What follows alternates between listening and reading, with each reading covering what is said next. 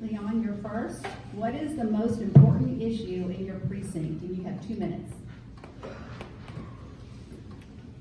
Okay, in precinct 2, I would say roads are one of the important things. Of course, the growth also, and then the loop was going to go through precinct 2 also, which like I say, I'm against that, the gateway. We need to improve our roads. We need to improve 46, Highway 46.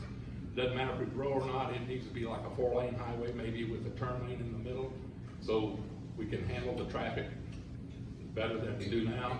I thought possibly of extending some roads to help with the traffic flow. There's some roads out there that could be extended or whatever that maybe help with the traffic out like on Hammond and different areas like that. Of course, water is always an issue.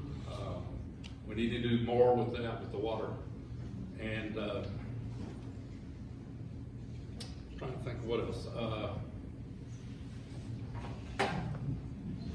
The growth, well, precinct 2 is the one with the most growth.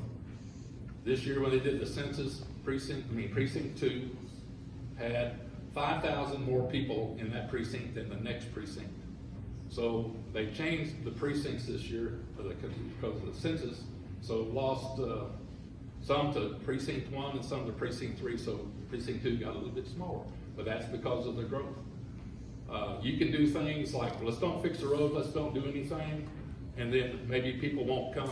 If we fix up the roads and make them nicer, I'm just like, you know, one thing I thought is to, let's just put up gates, lock gates out on Interstate 10. and they won't be able to come here. Just tell them, just keep on going. So we can stay here and have burning like we used to have. But that's not a realistic thing, and I'm just joking with that. But that is important also. Okay, I'm done. Yes, you are. So what's the most important issue in precinct 4? There's 2 ways I look at this. As part of it is in the ETJ of Bernie and in Bernie, you have to watch out for what the city might do to ETJ residents. In fact, when the city reaches 25,000, the ETJ expands another half a mile. I'm not sure if y'all realize that. Which means if you're in the ETJ, which is extraterritorial jurisdiction, which means you want to do something and you're not in the city but you're in the county, you have to get a permit from the city of Bernie. Right now there's a big delay in the city of Bernie, right? And I know residents right now that have been grossly affected by that, and it's preventing them from being able to do things that they should be able to do, which is also a property rights violation in my opinion. The other deal would be water, especially in the Comfort area. There's an area in Comfort that floods every time it rains really, really hard. And it floods homes, and people actually die in that area because of flooding. Now I know that happens in different parts of the county, but that's one of the things that needs to be looked at and fixed, but you're gonna have to deal with Kerr County and Kendall County in order to do that.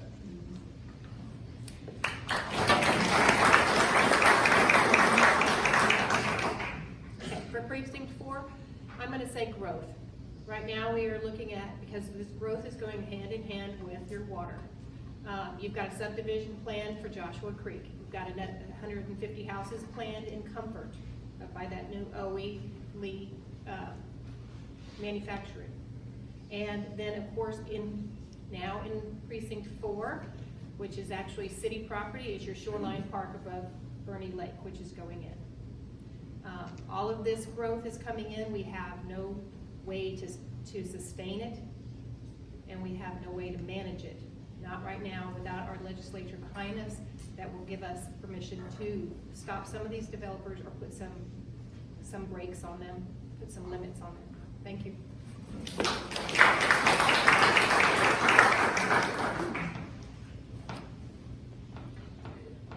You know, the water is always an issue. I think water will be an issue for the state of Texas for the years to come, but in precinct 4 specifically, I think what's very important is to consider in front of what we think will be continued growth is find attainable housing for our young professionals so that they can live in the communities they serve.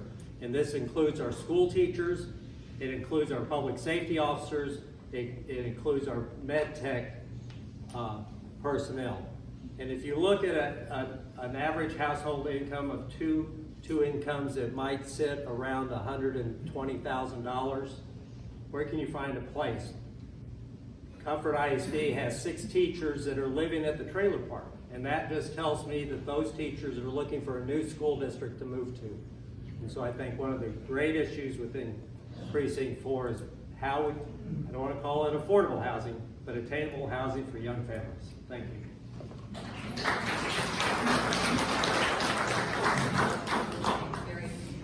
So I would say that there are kind of two things that go together. Balancing growth, I said earlier, balancing growth, that land protection mindset, and the depletion and contamination of our water resources. So what we should do, first of all, continue to work with our Cow Creek Groundwater Conservation District. They're doing a good job.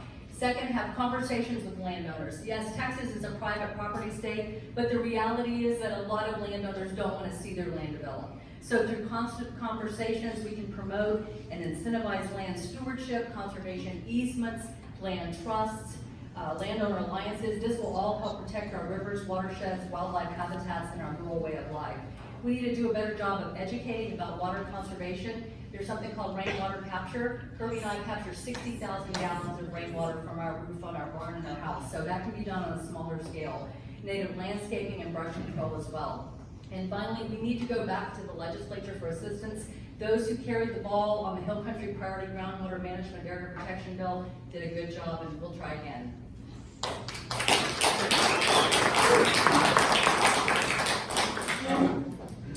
For precinct 2, I really think I would kind of point to transportation.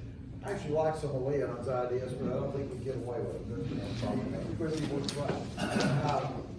In my work that I've done before, I worked with Judge Lux and Mayor Hendren in creating the Kendall County, Bernie, Fair Oaks transportation grid.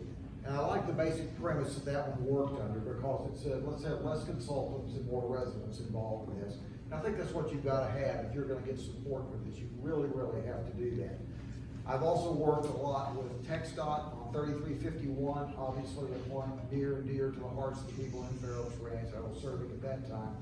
And they had some very creative ideas about things you could do to make that more palatable for the community, including things like dropping the level and having grade separations on the roads somewhere along there. These are all tools that can be used, and I think we need to be ready to look for those things. And again, transportation affects everybody. Thank you.